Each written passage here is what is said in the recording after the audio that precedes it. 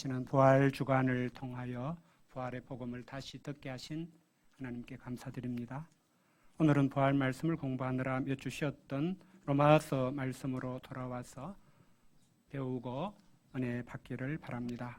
우리는 로마서 12장 이후를 통해 하나님의 모든 자비하심으로 구원을 얻은 신자로서 이 세상에서 어떻게 살아야 하는가에 대해서 배우고 있습니다. 우리가 구원을 받는다는 것은 죄와 죽음에서 구원을 받는 것이면서 더 근본적으로는 하나님을 섬기도록 부르심을 받는 것입니다. 그래서 로마서는 11장까지 해서 구원의 복음을 자세히 설명한 후에 12장 1절에서 구원받은 신자는 하나님이 기뻐하시는 거룩한 산 제물로 자기 자신을 드려야 한다고 하면서 이것이 우리가 합당하게 하나님을 섬기는 것이라고 하셨습니다. 또한 이를 위해서는 당연히 하나님의 선하시고 기뻐하시고 온전하신 뜻을 분별해야 한다고 하셨습니다. 자기 나름대로 하나님을 섬기는 것은 사실 하나님보다 자신을 더 높이는 것이기 때문에 신성을 모독하고 하나님을 이제 진노케 하는 것이기 때문에 철저히 하나님의 뜻을 따라서 섬겨야 된다는 뜻입니다.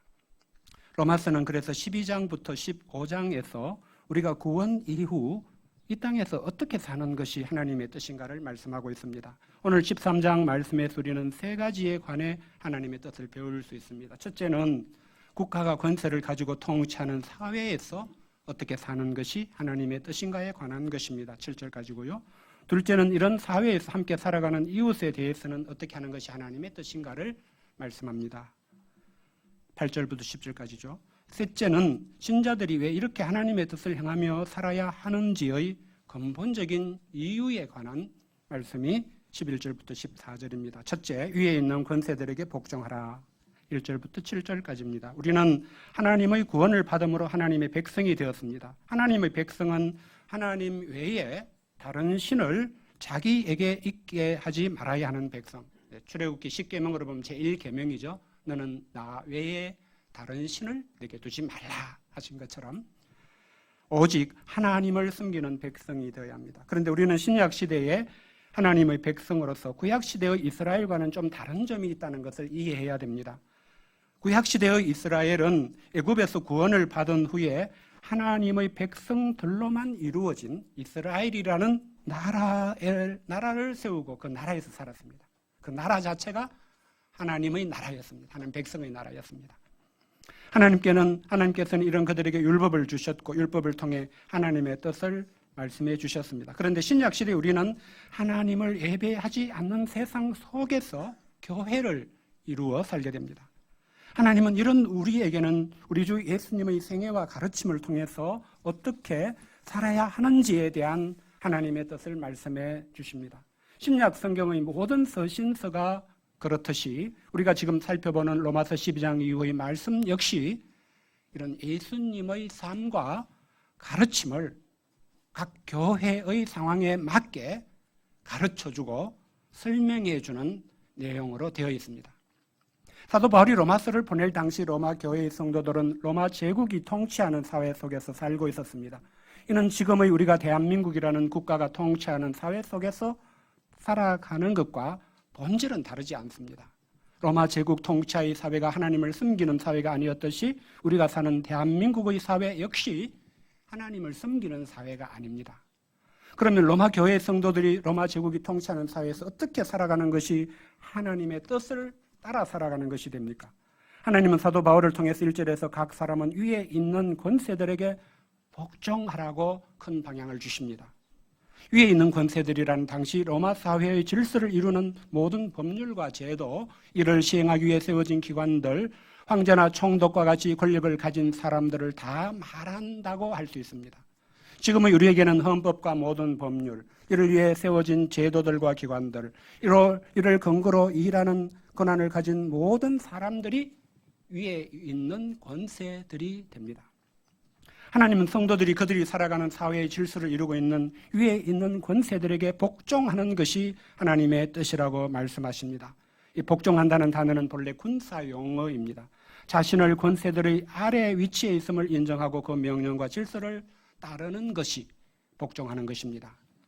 구체적인 예를 들면 6절과 7절에 나오는 것과 같이 세금을 내는 것입니다. 이때 모든 자에게 줄 것을 주어야 한다고 하셨습니다. 이는 7절의 아무에게든지 아무 빚도 지지 말라는 말씀과 같은 뜻입니다.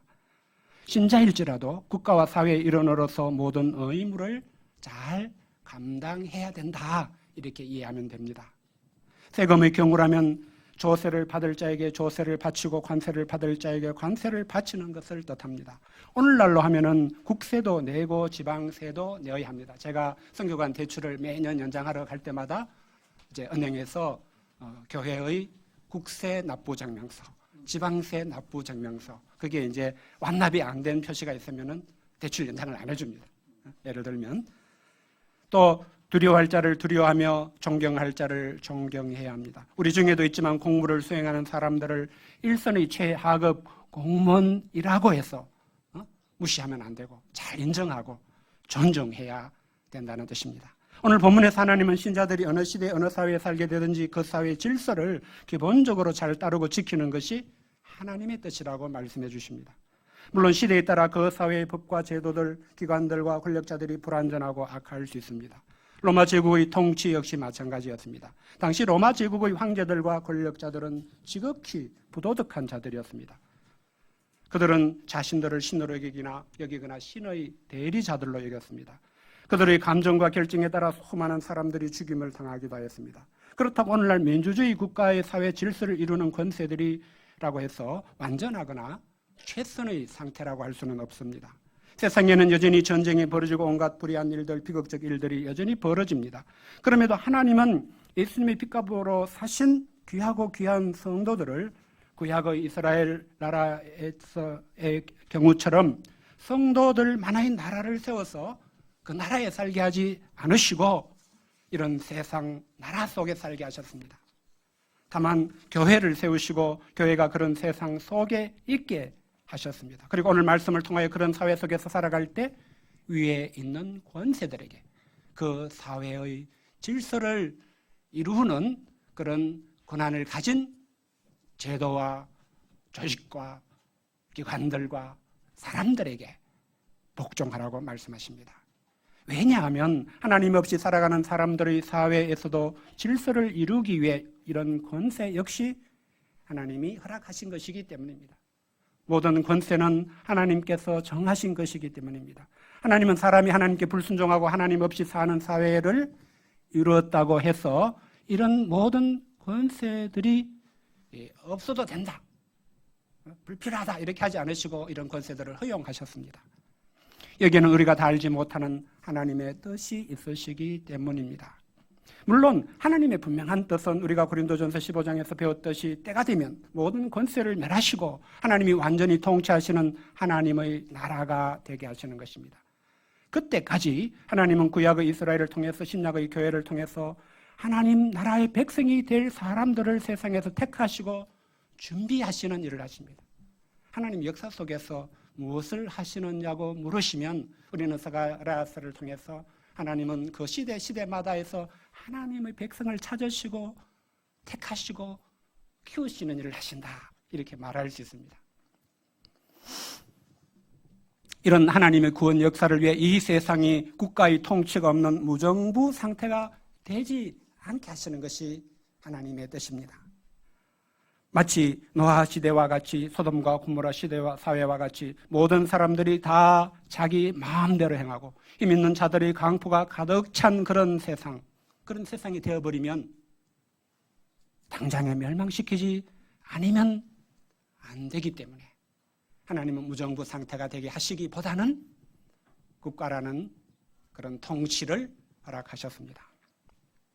때로 역사 속에서 보면 너무나 악한 권세들이 생기기도 합니다. 그 사회의 모든 개인들이 다 그런 악한 권세들처럼 어떤 통제도 제한도 없이 악을 행하게 되면 무엇이 더 낫겠습니까? 차라리 나쁜 놈 한 놈이 위에 있는 거하고 모든 사람들이 다 나쁜 놈이 되는 거하고 무정부 상태는 그런 뜻입니다. 오히려 하나님은 어떤 통제도 제한도 없이 악을 행하는 무정부 상태보다 차라리 악한 권세들을 세상에 두시는 것을 허용하십니다.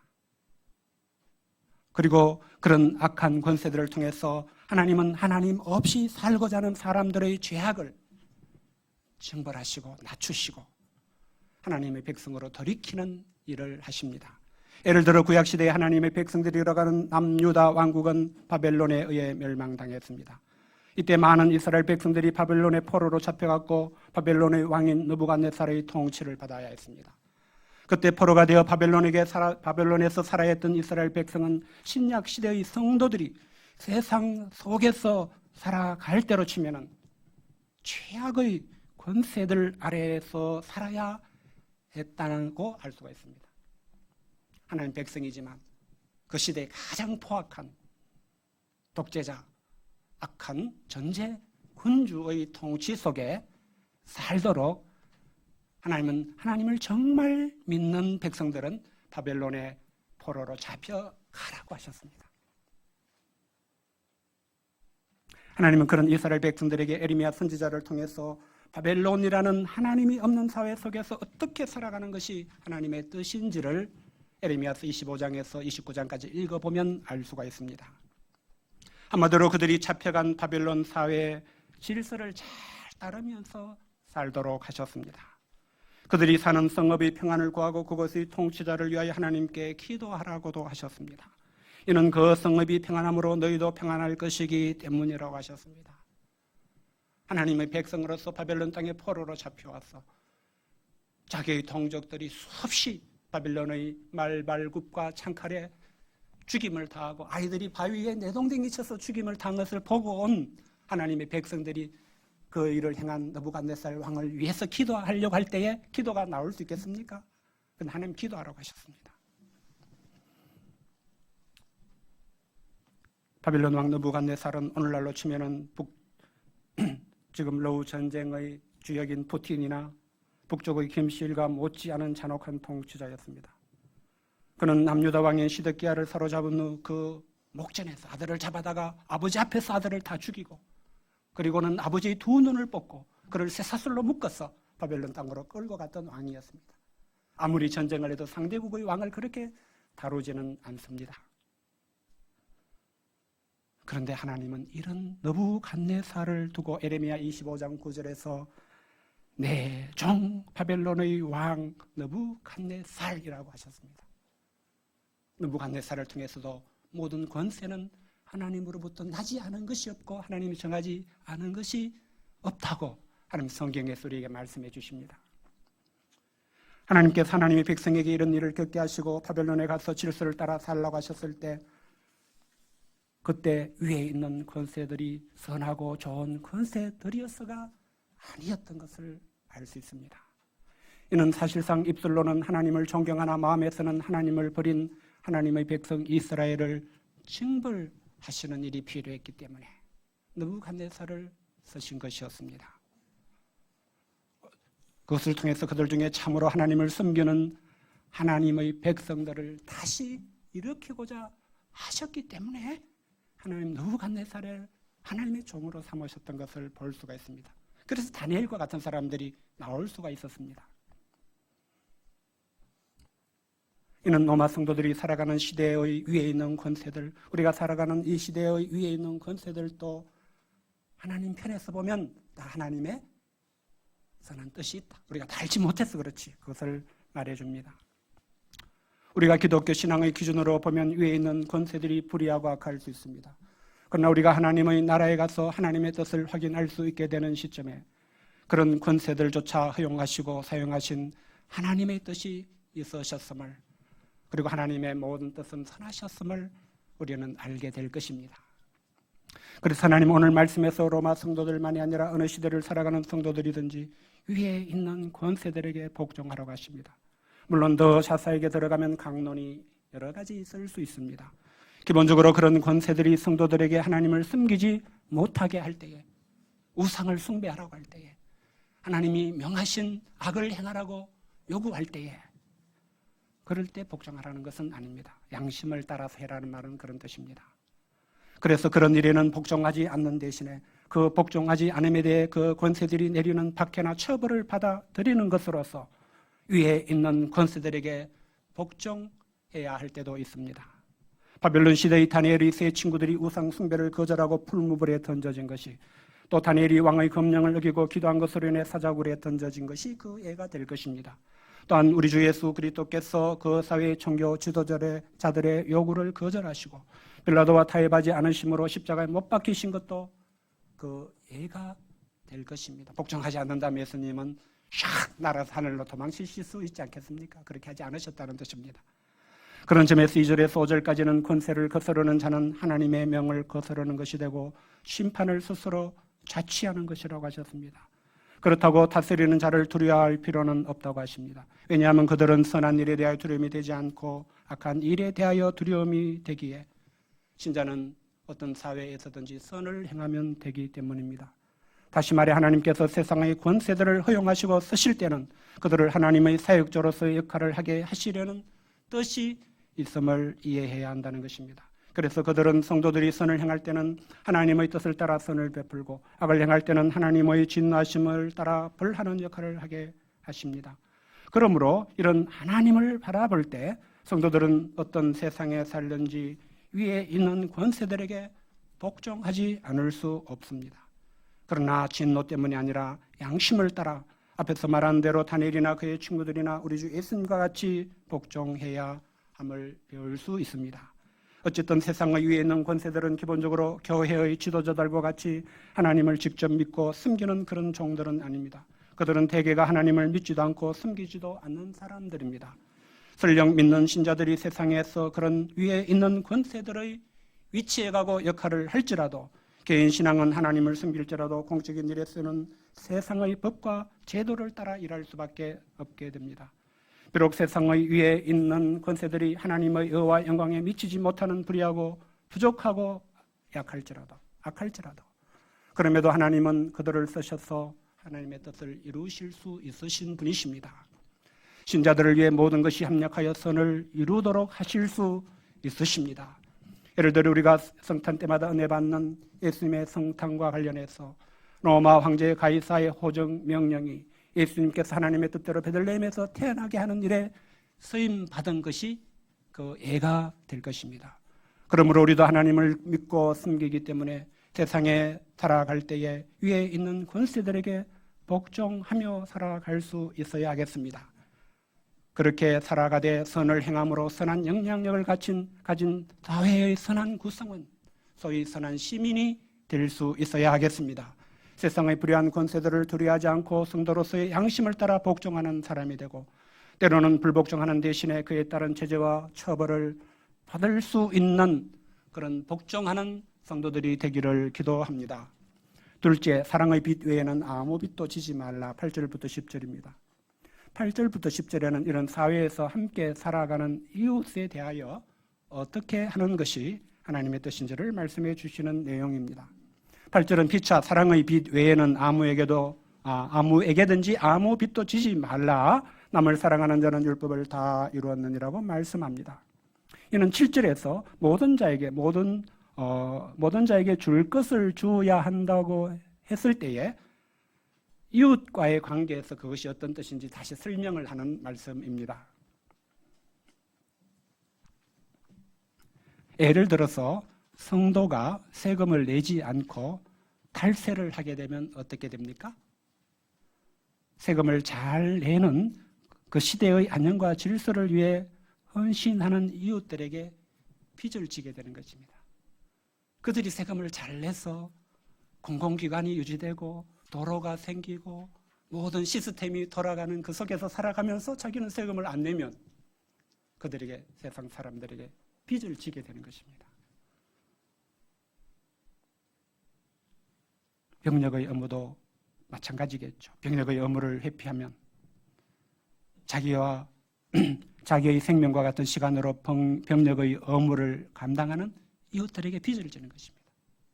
그들이 지켜주는 나라에서 나는 무임승차해서 편히 발벗고 자는 것입니다. 빚을 지는 것입니다. 그런 빚은 져서는 안 된다는 것이 하나님의 뜻입니다. 또한 사회생활을 하면서 누구에겐가 잘못한 일을 했다면 그것도 반드시 갚지 않으면 안 되는 빚을 지는 것입니다. 그래서 예수님은 마태복음 5장 26절에서 진실로 내게 이르노니 네가 한 푼이라도 남김이 없이 다 갚기 전에는 결코 거기서 나오지 못하리라고 말씀하셨습니다. 빚진 자로서의 그 얽매임, 그 찜찜함, 그 어두움에서 또 그 처벌에서 벗어나지 못한다는 뜻입니다. 성도는 세상에서 사회생활을 할 때 이처럼 아무에게든지 아무 빚도 지지 말고 빚이 있다면 다 갚아야 됩니다. 만일 성도가 그런 세상 나라에서 빚을 지면서 갚지도 않는다면 결코 세상 사람들에게 선한 영향력을 가질 수가 없게 됩니다. 성도들이 아무리 복음을 전할지라도 기본적인 의무도 감당하지 않는 주제에 무슨 그런 예수 믿으라는 말을 하냐, 미친놈 아니야? 이렇게밖에 여김을 받지 못합니다. 그래서 하나님께서는 성도들이 이 세상이라는 사회 속에서 살아갈 때에 너희들은 내 백성이니까 아무에게든 아무 빚도 지어서는 안 돼, 이렇게 말씀하시는 것입니다. 저도 되는 빛이 있다면 한 가지뿐이다. 빛과 사랑의 빛을 지는 것은 괜찮다고 말씀하십니다. 사랑을 행한 것만이 오직 선한 영향력이 되기 때문입니다. 사랑의 빛이란 한마디로 피차 이웃에게 사랑을 행함으로 서로가 지게 되는 빛입니다. 이때 이웃은 모든 사람을 말하지는 않습니다. 피차라는 단어가 제한하고 있습니다. 하나님이 지금 내 앞에 두셔서 피차의 관계가 되게 하는 사람에게 사랑을 행하라는 것이 하나님의 뜻입니다. 빛 행하는 사랑도 빛과 같습니다. 사랑을 받으면 사랑으로 갚아야 됩니다. 그런데 사랑은 아무리 갚아도 다 갚을 수 없습니다. 예를 들어 자식은 부모의 사랑을 다 갚을 수 없습니다. 부모는 생명을 걸고 자식을 낳습니다. 특별히 어머니들은 자기 자신의 생명까지 위협에 던지면서 자식을 낳는 겁니다. 자식이 그 부모의 사랑을 다 갚을 수 없겠지요. 그렇다고 해서 부모가 자식에게 진 사랑의 빚도 다 갚을 수가 없습니다. 예를 들어 누가 이런 말을 했습니다. 당신이 늙었어. 누군가가 봉양해야 될 때 자네가 봉양을 하고, 또 당신이 그것에 대해서는 내가 살아서 너를 키웠으니까 당연하다고 여길 수 있겠지만, 당신이 죽고 나면 그 뒷마무리를, 장례를 자식들이 다 하게 되는데 당신이 죽었으니까 그 자식에게 어떻게 그것을 갚을 수 있겠느냐. 그래서 부모도 못 갚는다, 이렇게 표현하는 것을 봤습니다. 저는 여러분에게 진 사랑의 빚을 다 갚을 수 없습니다. 또 여러분 중에 제가 여러분을 위해 하나님의 종이 되어 평생을 드린 사랑의 빚을 다 갚을 수 있는 사람도 없습니다. 그저 우리는 사랑의 빚을 지고 또 지면서 살 뿐이고, 사랑의 빚이 있기 때문에, 사랑의 빚을 졌기 때문에 또 사랑을 행하면서 살 수밖에 없다는 뜻입니다. 제가 종종 설명을 하기도 했지만 사랑을 행하는 것이 무엇입니까? 그것은 9절에서와 같이 10계명의 계명을 지키는 것입니다. 한마디로 하면 10절에서와 같이 이웃에게 악을 행하지 않는 것입니다. 악은 하나님이 보실 때 악한 것, 영육간의 생명을 해치는 것입니다. 그러나 어떤 경우에는 영혼의 생명을 살리기 위해서 고린도전서 5장 5절이 말씀하듯이 육신의 생명을 사탄에게 내어주어야 하는 경우도 있습니다. 인간적으로 보면 참 모질게 해야 될 수도 있습니다. 그렇게 하는 것을 악이라고 해서는 안 됩니다. 복음서에서 예수님께 향유를 부은 마리아를 두고 어떤 제자는 가난한 자들을 많이 구제할 수 있었는데 그렇게 하지 않고 돈을 낭비하는 것은 잘못 아니냐, 악한 일 아니냐, 그래서 이렇게 보았습니다. 그러나 예수님은 그런 경우에도 악한 일을 한 것이 아니라고 하셨습니다.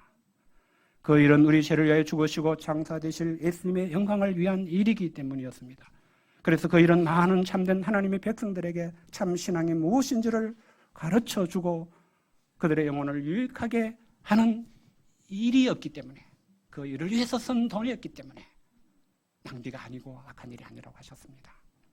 성도는 교회에서만이 아니라 사회 속에서도 하나님이 피차가 되게 인도하신 이웃에게 이런 사랑을 행하는 삶을 살아가야 합니다. 이것이 하나님께서 우리를 구원하시고 세상에 우리를 두셔서 믿지 않는 사람들을 피차의 관계로 만나게 하실 때의 뜻입니다. 우리가 교회에서만이 아니라 세상의 사회생활에서도 이런 하나님의 뜻을 분별하고 이웃에게 사랑을 행함으로써 피차 사랑의 빚을 지는 삶을 살 수 있기를 기도합니다. 셋째, 오직 예수 그리스도로 옷 입어라. 11절부터 14절입니다. 이제 11절부터 14절은 구원받은 성도로서 왜 앞에서 가르친 그런 하나님의 뜻을 따라 복종하며 살아야 하는지의 이유를 가르쳐 주시는 말씀입니다. 창세기 3장 이래로 사람이 하나님은 무슨 말씀하시든지 안 듣고 싶으면 안 들을 수 있습니다. 그럼에도 왜 로마서 12장 이후에서 하나님이 말씀해 주시는 그런 하나님의 뜻을 따라서 살지 않으면 안 되는가? 그것을 본문은 밝혀주고 있습니다. 우리가 부활 말씀을 통해서 배웠듯이 성도의 삶은 우리 주의 강림하심으로 오게 될 하나님의 나라가 남아있고 그 나라를 기다리는 삶입니다. 11절은 이에 대해서 또한 너희가 이 시기를 알거니와 자다가 깰 때가 벌써 되었으니 이는 이제 우리의 구원이 처음 믿을 때보다 가까웠음이라고 말씀합니다. 이 말씀에서 이 시기는 자다가 깰 때가 된 시기, 구원이 처음 믿을 때보다 가까워진 시기를 말하고 예수님께서 다시 오시는 재림의 시기를 말합니다. 이 시기가 가까운 이유는 구약의 입장에서 보면 예수님이 이제 초림하셨기 때문에, 초림하신 이후에 예수님이 재림은 언제든지 있을 수 있기 때문에 이런 표현을 쓴 것입니다. 예수님은 곧 다시 오신다고 하셨습니다. 우리의 시간으로 보면 1000년, 2000년 지체하는 것처럼 보여도 하나님의 시간으로 보면 지체하는 것이 아닙니다. 땅끝까지 복음이 전파되도록 한 영혼이라도 더 구원을 받도록 하시고자 하나님은 하루가 1000년 같을지라도 오늘 하루를 기다리는 것이 너무 긴 시간처럼 여겨지는 순간에도 하나님은 그런 하루를 참듯이 1000년 같은 하루를 참듯이 참으시는 것입니다. 예수님의 재림은 밤의 시간이 끝나고 낯이 오기 직전과도 같습니다. 그럼 우리는 예수님께서 오늘이라도 다시 오실 수 있음을 인식하고 준비가 되어 있어야 됩니다. 그 준비가 무엇인지를 12절 하반절에서 14절까지가 말씀하고 있습니다. 그러므로부터 14절까지 같이 한번 읽어보겠습니다. 시작. 그러므로 우리가 어둠의 일을 벗고 빛의 갑옷을 입자.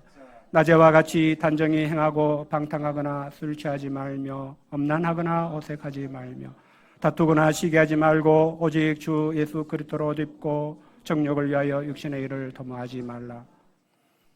이 말씀은 12장 이후에 우리를 구원하신 하나님의 뜻에 따라 사는 삶이 무엇인가를 요약하는 것입니다. 어둠의 일은 구원 이전의 삶, 죄의 사슬에 매여 부패한 본성과 습관에 얽매여 살던 때의 삶을 말합니다. 그때는 누구나 방탕했습니다. 술 취하며 엄난하며 호색하며 다투며 시기하며 살았습니다. 그러나 이제 하나님의 모든 자비하심으로 구원을 얻은 신자는 이 세상에서 하나님을 숨기면서 예수님의 재림의 날을 맞을 준비를 하게 되었습니다. 이 준비를 하는 것을 알고 있는 신자는 이제 전날의 어둠의 일은 벗어버려야 됩니다. 대신에 빛의 갑옷을 입어야 합니다. 이는 밝은 대낮의 빛 가운데서 하나님과 사람들이 다 지켜보는 것을 의식하면서 하나님 뜻을 분별하고 신자로서의 합당한 삶을 사는 것입니다. 하나님 보고 계시고 사람들이 다 보고 있는데 우리가 어둠의 일을 하게 되지는 않지 않습니까? 오늘 본문에서 그런 삶을 한마디로 말하기를 오직 예수 그리스도로 옷 입은 사람으로 사는 것이라고 하십니다. 옷은 우리가 어떤 삶을 사는 중에 있는지를 전하는 사인이고 메시지입니다. 잠을 잘 때는 잠옷을 입고 일을 할 때는 작업복을 입습니다. 우리가 오늘처럼 예배를 드릴 때는 하나님 앞에 서기에 가장 합당하게 여기는 옷을 입습니다. 나는 거룩하신 하나님을 예배하는 사람입니다 라는 메시지를 전하기 위해서 옷을 아침에 차려입는 것입니다. 하나님은 우리가 하나님을 알지 못하는 사회에서 살아갈 때에 우리가 어떤 메시지를 전하는 사람이 되기를 원하실까요? 하나님, 우리가 오직 예수 그리스도로 옷 입음으로 내가 예수님을 믿는 사람이다, 내가 예수님을 따르는 사람이다 라는 메시지를 전하는 사람이 되기를 원하시는 것입니다. 그것은 오늘 말씀에서 보면 위에 있는 권세들에게 복종하는 것입니다. 때로는 선한 의무를 감당함으로써, 때로는 내게 하나님을 섬기지 못하게 하는 불의한 요구에 불복종하면서 그 처벌을 십자가를 지듯이 감당한 것을 통해서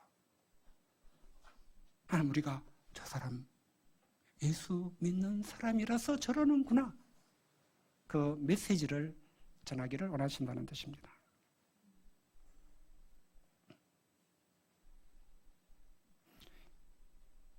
이 세상의 하나님 안 믿는 사람들도 이 세상에 그래도 유지가 될 수 있도록 하기 위해서 세금도 내고 신문의 그런 공적인 의무도 감당하면서, 그래서 우리가 함께 더불어서 안전과 안녕과 평화와 질서가 있는 사회가 되도록 힘쓰고 있는데, 성도들이 그보다 못해서 되겠느냐고,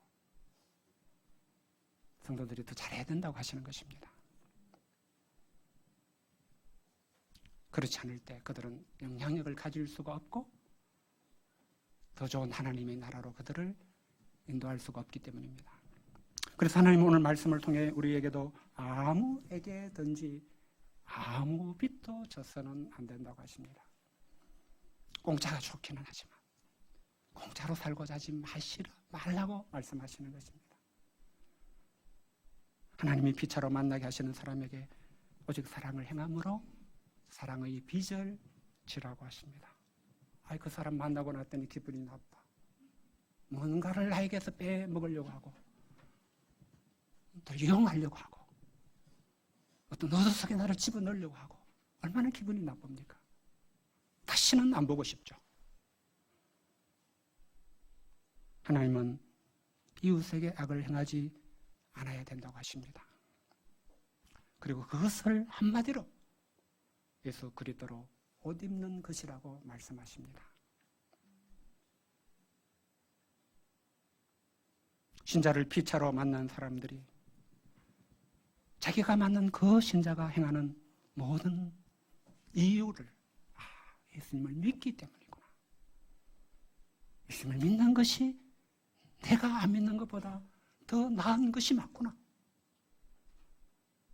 그런 메시지를 줄 수 있는 사람이 되기를 하나님 원하시는 것입니다. 불신자들을 만났는데 내가 너를 봤더니 안 믿는 나보다 믿는 네가 나을 게 뭐가 있냐, 이런 사람이 되면 안 된다는 것이, 오직 예수 그리스도로 옷 입어라, 위에 있는 권세들에게 복종해라, 아무에게든지 아무 빚도 지지 말고 오직 사랑의 빚을 피차간에 져라, 이렇게 말씀하실 때에 담겨 있는 뜻인 것입니다.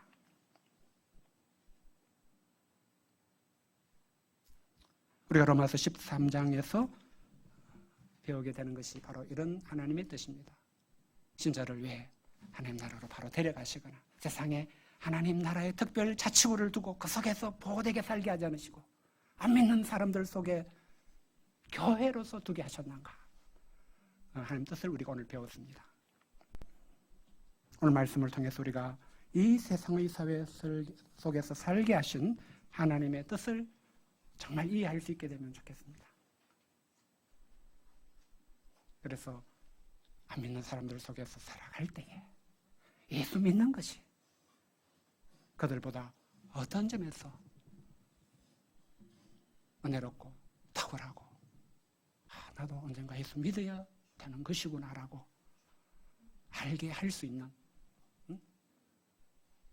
그런 신자들로서 우리가 세상 속에 존재할 수 있으면 좋겠습니다. 그것이 빛과 소금이 되는 삶이기도 할 것입니다.